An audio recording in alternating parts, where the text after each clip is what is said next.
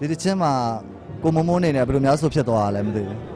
ကိုကြီးကဒီတချင်းအစတော့ကူညီပြီးဆိုပေးပါအောင်နော်အဲ့တော့ကျွန်တော်သိပြီးတော့ပြင်းထန်ခံစားချက်မရှိသေးဘူးတချင်းဆိုရင်းနဲ့စကားနောက်တရားပါဆိုလို့တချင်းနောက်တရားပါသွားပြီးကျွန်တော်လဲစောညီနဲ့ဘဝတူသွားအဲ့ကြဒီတချင်းကိုတကယ်လေးနဲ့ထားပြီးဆိုပြတ်သွားတာပေါ့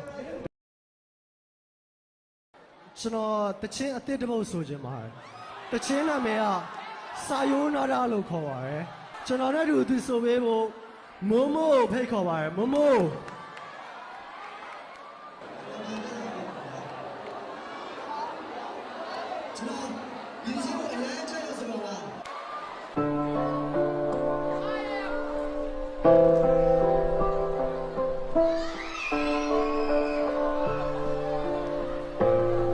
ပြန်လာတော့ဘူးပေါ့ပေချာ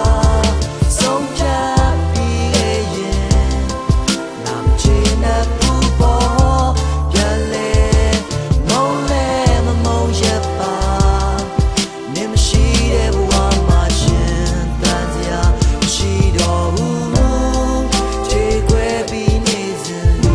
တကားလဲအသက်မရှင်ဘူးရောပါစေချစ်ပြောက်ခဲ့သူပါတန်မြာမှာနောက်တစ်ခါ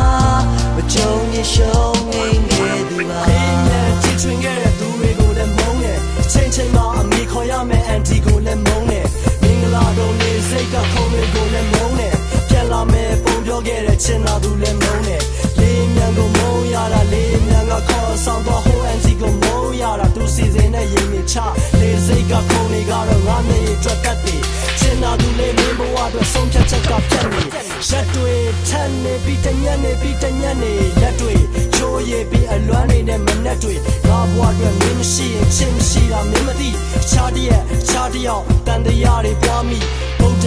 ဆုံးမတာခိလေတကဒုက္ခအခုမှတရားမှတ်လဲပါရမီကနေပါရွယ်မာတဲ့ငါဘုရားတော့မဖီးကိန်းကမင်းလေးဖြောင်းပြန်အချို့ကြတော့ညီမြချင်းကလှမ်းဝေးအမတ်တရားလိုချင်ခဲ့သူပညာနဲ့ဥစ္စာတခြားမှာရှာဖွေရမှာပြန်လာမယ်ဟုတ်လား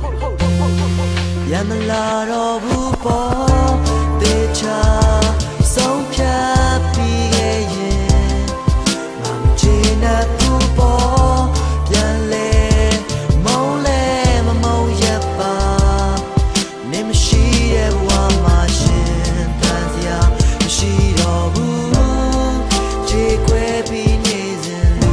တကားလဲအသက်မရှင်ဘူးပြောပါစေချစ်သူအားလမ်းပြောက်ခဲ့သူပါတန်မြာမှာနောက်တစ်ခါမကြုံရင်ရှုံးနေခဲ့သူပါ